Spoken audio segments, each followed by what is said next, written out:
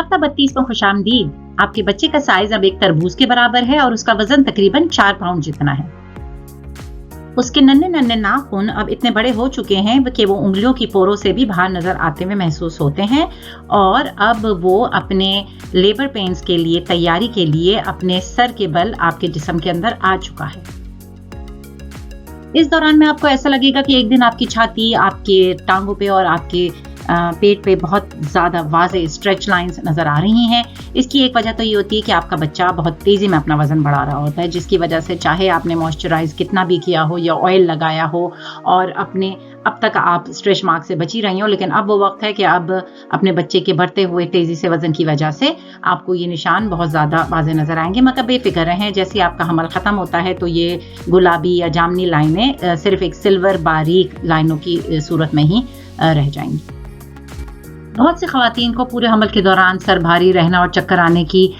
शिकायत का सामना रहता है और ख़ासकर तीसरे सहमाही में अगर आप अपनी कमर के बल चित लेटेंगी तो फिर जो आपका बच्चेदानी का वज़न है वो आपकी जो मेन शरियानें होती हैं उनके ऊपर पड़ता है, जिसकी वजह से आपको ये तकलीफ़ ज़्यादा भी हो सकती है। तो आपको चाहिए कि जैसे हम पहले भी बता चुके हैं कि प्लीज़ उल्टे हाथ की करवट लेके लेटें ताकि आपकी शरियानें खुली रहें और आप सर दर्द, भारीपन और चक्कर से बची रहें।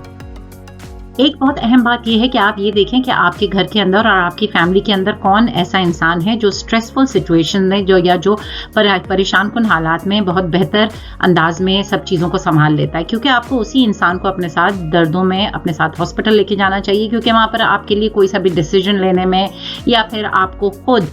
तसल्ली देने के लिए ऐसे ही इंसान की ज़रूरत होती है कि जो आपको अच्छे से तसल्ली दे सके, जो दूसरे मसाइल का बेहतरीन तरीके से सामना कर सके। इसके साथ साथ आप ये भी देखें कि आप जिस हॉस्पिटल में अपनी डिलीवरी कराने जा रही हैं वहाँ कितने लोग आ जा सकते हैं, कितने लोग आपके साथ लेबर रूम तक जा सकते हैं, विजिटर्स के आने जाने के क्या कवानीन हैं, तो ये सब मालूम करने का भी बेहतरीन तरीका है।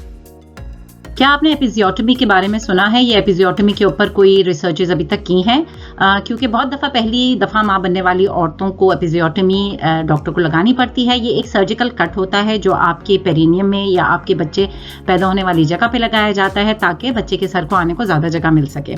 बहरहाल आपने हो सकता है कि बहुत सारे दूसरे लोगों से बहुत सारी स्टोरियाँ सुनी हों जिसमें किसी के टाँके ख़राब हो गए थे या किसी के टाँकों में बहुत ज़्यादा तकलीफ थी, लेकिन इस सूरत हाल में आपको अपने डॉक्टर पे ही भरोसा करना पड़ेगा कि वो आपके लिए बेहतरीन फैसला करेंगे उस वक्त, क्योंकि एक तो तरीका होता है एपिजियोटमी देने का जो डॉक्टर खुद लगाता है, दूसरा होता है कभी कभार बच्चे का सर निकलते हुए जगह फट जाती, वो भी बेहतर होता है, उसमें कोई मसला नहीं होता, बल्कि वो इनफैक्ट एपिजियोटमी से ज़्यादा बेहतर होता है क्योंकि उसकी हीलिंग या उसके अंदर तकलीफ कम होती है। बहरहाल ये डॉक्टर उसी वक्त बेहतर समझते हैं कि उनको आपको क्या ज़रूरत है।